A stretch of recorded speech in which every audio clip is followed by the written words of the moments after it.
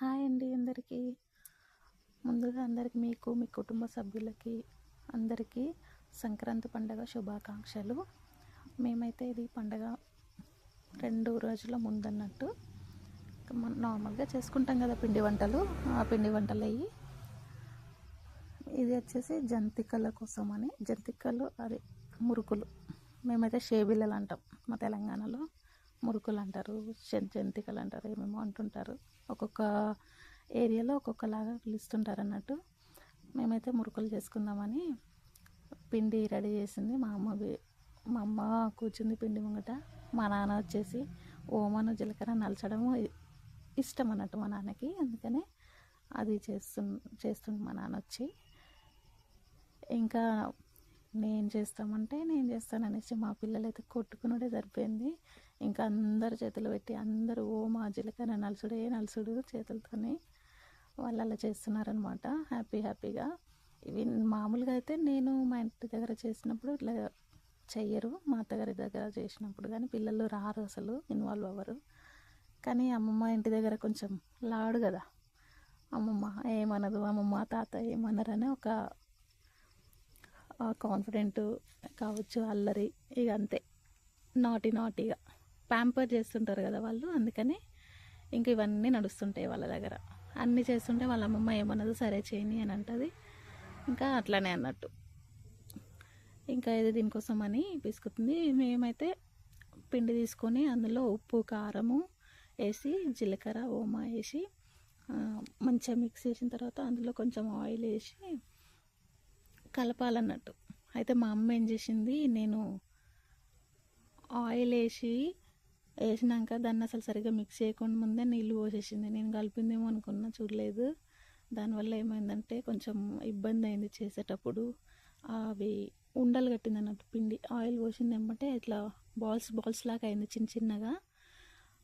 అది అవ్వడం వల్ల అది చేసేటప్పుడు మురుకుల పావు ఉంటుంది కదా, దాంట్లో ఇరికి సరిగ్గా అనేది అవి జారలేదు సరిగ్గా. అదొక్కటి ప్రాబ్లం అయింది. దానివల్ల అమ్మ ఊకే దాన్ని వాటర్ వేసుకుంటూ పీసుకుంటూ పెట్టాల్సి వచ్చింది. ఆ ఉండలన్నీ ఇట్లా తీసి కొంచెం టైం అనేది ఇక్కడ వేస్ట్ అయిపోయింది దానివల్ల. మిగతాది ఎట్లయితే మంచిగా అయింది. ఇంకా ఓకే, మేమైతే ఇలా చేసుకున్నాము. మీరందరూ ఎలా చేసుకున్నారో కామెంట్ చేయండి. థ్యాంక్ యూ అండి. వీడియో పూర్తిగా చూసి వీడియోకి ఒక లైక్ ఇవ్వండి నచ్చితే. మీరు కూడా ఇలాగే చేసుకున్నారా? నెక్స్ట్ టైం నేను ఇంకా ఎలా చేయాలో మీరు అడ్వైస్ కూడా ఇవ్వండి. నెక్స్ట్ టైం కొంచెం బెటర్గా చేస్తాను. మా అమ్మ ఏం చేసిందంటే ఫస్ట్ కొన్ని ఇట్లా అప్పల్లాగా చేసి వేసిందనమాట, నూనె కాలిందా లేదా అని తెలుసుకోనికే. నెక్స్ట్ నేను ఇది ఏం చేసిందంటే పేపర్ల మీద వేసుకొని తర్వాత దాంట్లో ఆయిల్ వేసిన అనమాట. డైరెక్ట్ అందులో వేస్తే నాకు చెయ్యి సెగదాకుతుందని అట్లా వేసిన. డైరెక్ట్ ఆయిల్ వేయకుండా మా అమ్మ అయితే డైరెక్ట్ ఆయిల్లోనే అది మురుకుల పావుతోనే డైరెక్ట్ ఆయిల్లోనే వేసేస్తుంది. నాకు అట్లా వేయనికి రాదు. నేను మా మామయ్య కానీ అత్తయ్య కానీ ఇట్లనే వేస్తారన్నట్టు, మాడపచ్చు ఇట్లా. అందుకనే నాకు ఇట్లా అలవాటు అయిపోయింది. ఇంకా ఇట్లా వేస్తున్నాం మేము.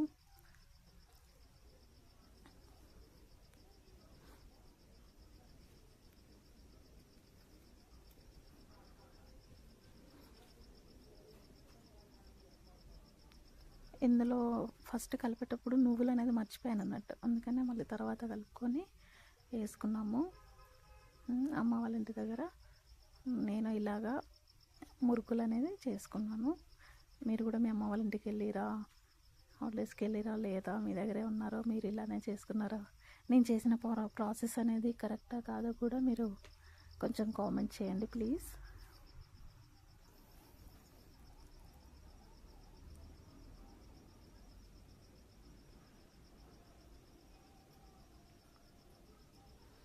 అయిపోయినాయి ఇక్కడికి.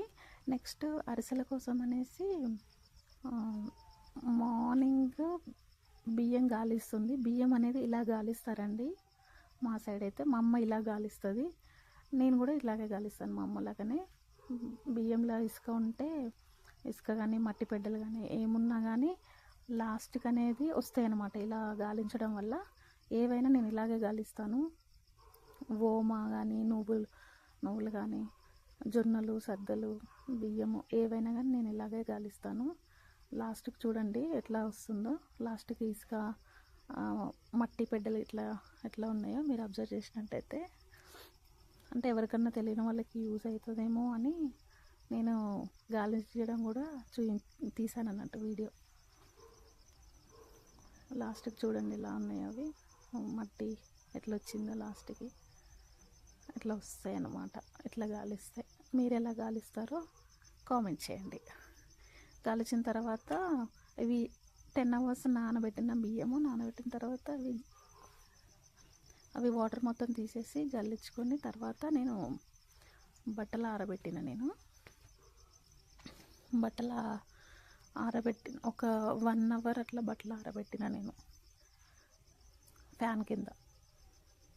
అవి అంటే సాయంత్రం కదా, ఎక్కువ చల్లగా ఉండడం వల్ల దబ్బున కాలేదన్నమాట. నేను ఈ అరిసెలు మాత్రం చేయడము నేను ఇంతకుముందుకు ఒకసారి ట్రై చేసిన, కాకపోతే తక్కువ క్వాంటిటీ, ఒక 1/2 kg బియ్యంతోనే చేసిన అన్నట్టు. ఒక 10-15 అయి ఉంటాయి, అప్పుడు 10 అయి ఉంటాయి నాకు తెలిసి. అప్పుడు ట్రై చేసిన ఫస్ట్ టైం, అప్పుడు చాలా పర్ఫెక్ట్గా వచ్చినాయి.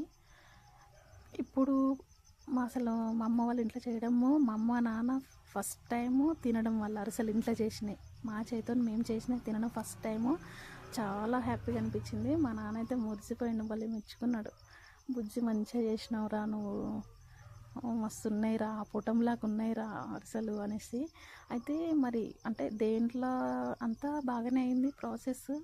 నేను ఇది బెల్లం పాకం అనేది ఇలా పట్టుకున్నాను. ఇందులో వాటర్లో వేస్తే అది ఫస్ట్ 2 times వేసినప్పుడు కాలేదు, తర్వాత 3rd time వేసినప్పుడు అది కొంచెం ముద్ద అయిందన్నమాట, ముద్దలాగా అయింది. లాస్ట్ 3 times చెక్ చేసిన 3rd time అనేది సక్సెస్ అయింది. తర్వాత పిండి పోసి మంచిగా కలుపుకున్నాం. అందులో నెయ్యి యాడ్ చేసిన, ఇంకా ఇలాచీ పౌడర్ అవి యాడ్ చేసేసి కొంచెం నూనె కూడా యాడ్ చేసి మంచిగా కలుపుకున్నాము. ఫస్ట్ బెల్లం పాకంలో నెయ్యి ఇలాచీ పౌడర్ అవన్నీ వేసిన తర్వాత బియ్యంని మిక్సీలోనే వేసి జల్లించుకొని అది బెల్లం పాకంలో వేసి నెక్స్ట్ ఇవి ఇట్లా అప్పలాగా వేసేసుకొని నూనెలో వేసి తీయడమే. ఇలాగే తీసాను. మంచిగా వచ్చినాయి కానీ కొంచెం క్రిస్పీగా వచ్చినాయి. నేనేం మిస్టేక్ చేశానో అర్థం అవ్వట్లేదు. టేస్ట్ మాత్రం సూపర్ అంటే సూపర్ అదిరిపోయినాయి. మా తమ్ముడు, మా అమ్మ, నాన్న, ఇంకా నా పిల్లలు కూడా ఫస్ట్ టైం వాళ్ళు అరిసెలు తినడము చాలా బాగున్నాయి అంటే చాలా బాగున్నాయి అన్నారు. చాలా హ్యాపీగా అనిపించింది చేసినందుకు. ఫస్ట్ టైం చేశాను, పర్ఫెక్ట్గా టేస్ట్ మాత్రం టేస్ట్ కానీ అదిరిపోయింది. కాకపోతే కొంచెం క్రిస్పీగా వచ్చినాయి, ఇంకొంచెం మెత్తగా ఉంటే బాగుండు. అయితే మా అమ్మ కొంచెం పల్సగా చేసింది, ఇంకా కొంచెం దొడ్డుగా చేస్తే బాగా అయ్యేదని అని అనుకున్నాం మేము. దొడ్డుగా చేసినవి చాలా బాగున్నాయి అన్నట్టు, బయట కొన్న వాటిలాగానే కొంచెం సన్నగా చేసినాయి, క్రిస్పీగా అయినాయి. కానీ మా పిల్లలు, మా అమ్మ నాన్న, మా తమ్ముడు అందరూ తిన్నారు. చాలా బాగున్నాయని